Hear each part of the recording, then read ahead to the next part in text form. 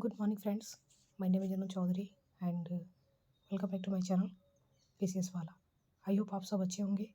और आइए आज के सेकंड शॉर्ट न्यूज़ के बारे में डिस्कस करते हैं, जो कि इंटरनेशनल क्रिमिनल कोड से रिलेटेड है, जिसको कि आईसीसी शॉर्ट फॉर्म में भी बोला जाता है। आपको पता होगा, सबसे पहले कॉन्टेक्स्ट की अगर बात करें तो डोनाल्ड ट्रंप, जो कि अमेरिका के प्रेसिडेंट अभी बने हैं, इनसे रिलेटेड ये चीज़ें हैं जिससे रिलेटेड ये न्यूज़ में आई है इंटरनेशनल क्रिमिनल कोड। ठीक है, तो इंटरनेशनल क्रिमिनल कोड के बारे में आप देखेंगे तो जैसा कि यहाँ पे है, Donald Trump authorize the economic and the travel sanctions on those working on the ICC investigations and involving the US and its allies. Example जैसे कि Israel, ICC jurisdictions in the Palestine and allows to investigations of war crimes by the both Hamas and Israel forces.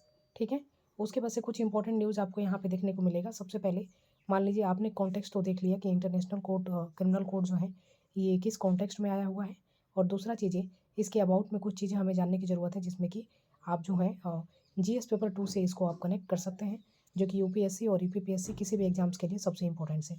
ठीक है, तो यहाँ पे सबसे पहले हम देख लेते हैं कि इस्टेब्लिशमेंट एंड द पर्पस इसका क्या है।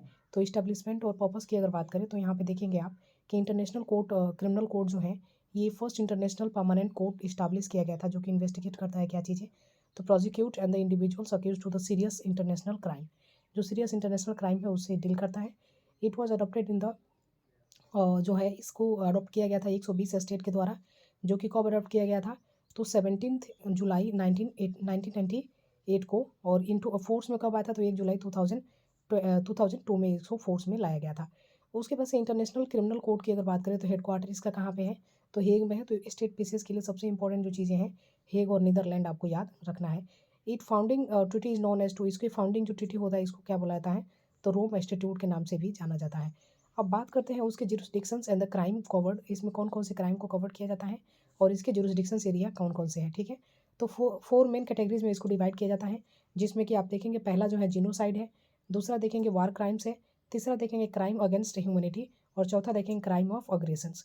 ठीक है, उसके बाद से देखेंगे इंटरनेशनल क्रिमिनल कोड जो है ये ओनली डील्स करता है किसके साथ, तो crimes committed on the after 1 जुलाई 2002, यानी कि जो भी क्राइम जो है क्या किया गया है, कमिट किया गया है 1 जुलाई 2002 के बाद, उन्हीं चीज़ों के ऊपर ये एप्लीकेबल होगा।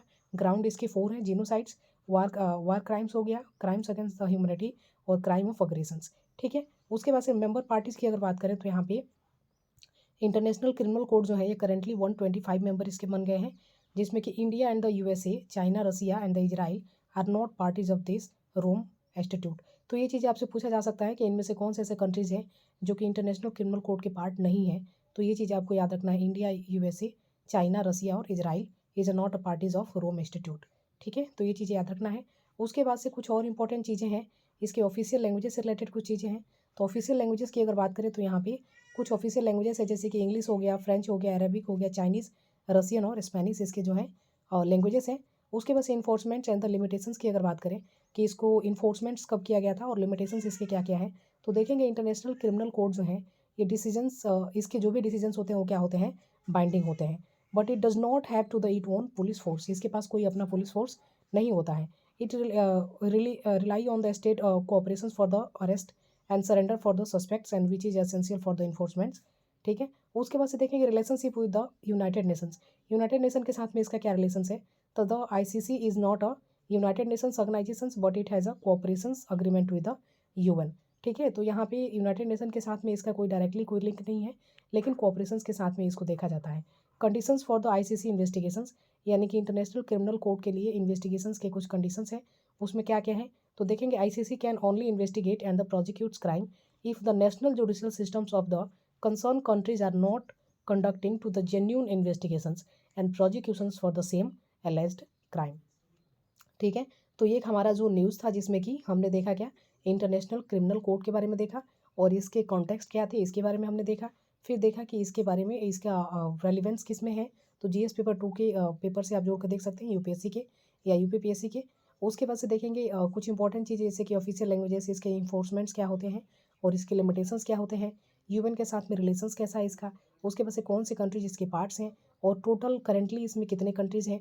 इसके हेड क्वार्टर आपको याद रखना है, जो कि हेग और नीदरलैंड्स में है। ठीक है, तो ऐसे ही शॉर्ट न्यूज़ को देखने के लिए मुझे फॉलो कर सकते हैं और अगर वीडियो पसंद आता है तो प्लीज़ लाइक और शेयर एंड सब्सक्राइब भी कर दीजिएगा। Thank you.